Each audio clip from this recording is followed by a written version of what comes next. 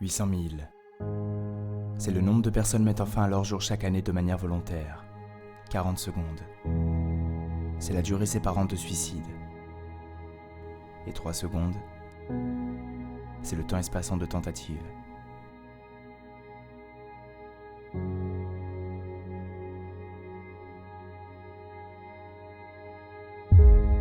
À l'heure où l'homme arrive à guérir des personnes atteintes de malformations cardiaques et est capable de visualiser des exoplanètes se trouvant à plus de 13 000 années-lumière de distance, le bonheur, lui, semble encore très difficile à atteindre. Au cours de cette introduction, 13 personnes ont tenté de sauter la vie. Et une y est parvenue. En 50 ans, le taux de dépression dans le monde aurait été multiplié par 10, passant de 30 à plus de 300 millions de personnes atteintes. Pour vous donner une idée, prenez les États-Unis, retirez-lui ses 327 millions d'habitants, déplacez-y toutes les personnes déprimées et on se retrouve avec le pays le plus malheureux du monde. En dehors des causes pathologiques et biologiques, la dépression peut être la conséquence d'un isolement social, de conflits liés au travail ou relationnels envers un conjoint ou la famille, ou de la mort d'un proche. Tous ces événements amènent les victimes à être plongées dans un mal-être constant, un gouffre sans fond dans lequel elles ne perçoivent plus la lumière. Aujourd'hui, avec Internet, nous pouvons apprendre à réparer un moteur de voiture, à mémoriser les 100 000 premières décimales de pi. Nous pouvons même apprendre à confectionner un millefeuille juste en cherchant sa recette, cependant celle du bonheur nous reste inconnue. Et vous, la recette du bonheur, vous la connaissez ? Tout d'abord, qu'est-ce que le bonheur ? Le bonheur est un état de satisfaction complète, caractérisé par sa stabilité et sa durabilité. Il ne suffit pas de ressentir un bref contentement pour être heureux, une joie intense n'est pas le bonheur, un plaisir éphémère non plus.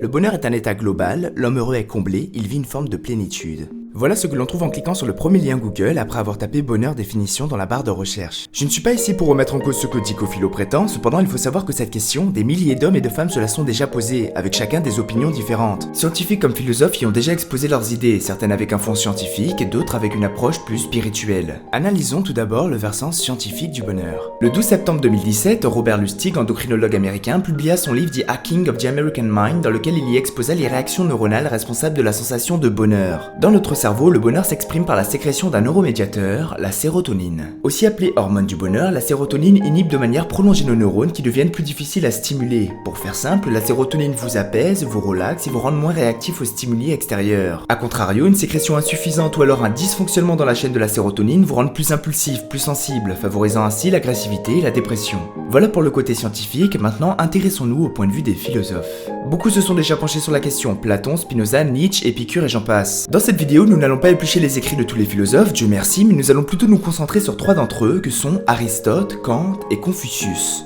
Dans Éthique à Nicomaque, Aristote écrit « Le bonheur est un principe.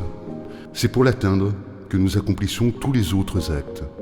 Il est bien le génie de nos motivations. » Dans cet ouvrage, Aristote nous présente le bonheur comme le but ultime de toutes nos actions, la finalité des actes conforme à notre raison et à notre vertu. Pour Kant, le bonheur est un idéal, non de notre raison, mais de notre imagination. Dans son livre Fondement de la métaphysique des mœurs, Kant assimile la notion de bonheur à la satisfaction complète de tous nos besoins et désirs, celle-ci étant impossible du fait de la nature de l'homme à toujours désirer. Mon problème avec ces descriptions réside dans le fait qu'Aristote et que Kant perçoivent le bonheur comme étant une conclusion, une fin, comme l'achèvement tant attendu d'un parcours du combattant, et je ne suis pas d'accord avec ça. Selon moi, le philosophe décrivant le mieux le bonheur est Confucius, qui disait « Tous les hommes pensent que le bonheur se trouve au sommet de la montagne, alors qu'il réside dans la façon de la gravir. » Ainsi, le bonheur n'est pas considéré ici comme la ligne d'arrivée, mais bien comme le chemin à parcourir. Regardons ensemble un extrait du documentaire Pumping Iron suivant Arnold Schwarzenegger dans son entraînement à la quête du titre de Mister Univers, soit l'homme le plus musclé du monde.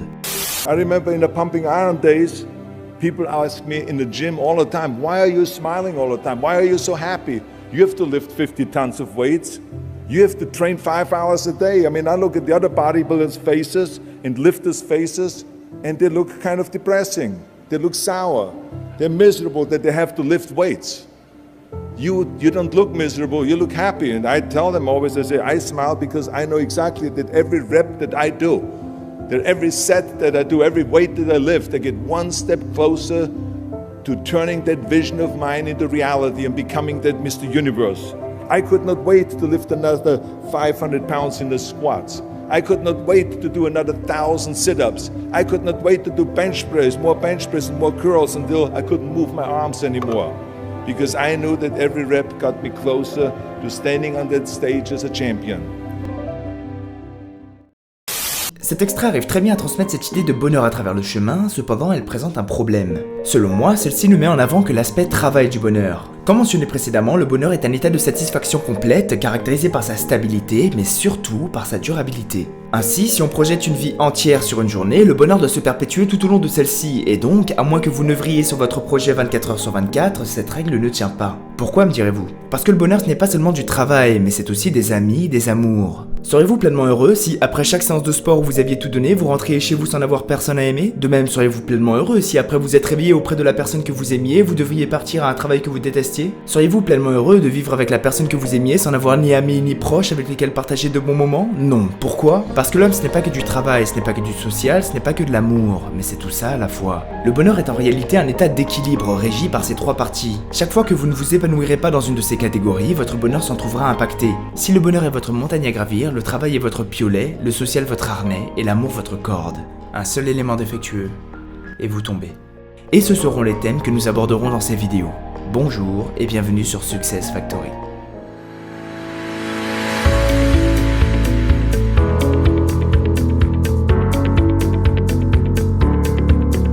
Success Factory est une chaîne que j'ai créée dans le but d'aider les personnes à atteindre leurs objectifs, qu'ils soient sociaux, amoureux ou alors en rapport avec le travail. Ces trois piliers représentent pour moi la base de la vie heureuse, et ils pourront également vous servir de point de départ si vous souhaitiez évoluer dans une ou plusieurs de ces catégories. Chacun des thèmes mentionnés sera abordé dans le titre de chacune des vidéos. Les vidéos de travail auront pour but de vous aider à atteindre vos objectifs de travail en regroupant tous les conseils autour de celui-ci, à savoir la gestion du temps, la priorisation des tâches, etc. Les vidéos sociales vous donneront d'autres conseils pratiques afin d'améliorer vos relations envers vos amis, connaissances, collègues de travail ou alors inconnus. Pour finir, les vidéos amour se concentreront sur les moyens de chercher, d'améliorer ou de maintenir les relations amoureuses ou familiales. Nous parlerons également d'une sous-catégorie non négligeable qu'est l'amour de soi. D'autres vidéos sans appartenance au thème mentionné seront également présentées sur cette chaîne et s'intéresseront à des notions plus globales de développement personnel. Pour ce qui est du présentateur, moi-même, je n'ai aucunement la prétention de détenir toutes les connaissances. Chacun des sujets abordés sont et seront basés sur des études, des écrits et des livres de développement personnel avec lesquels je m'instruis. Pour ce qui est du rythme, je ne m'en impose pas, mais j'essaierai de me maintenir à une vidéo par semaine environ, en espérant que vous deviendrez les meilleurs de vous-même. Merci à tous.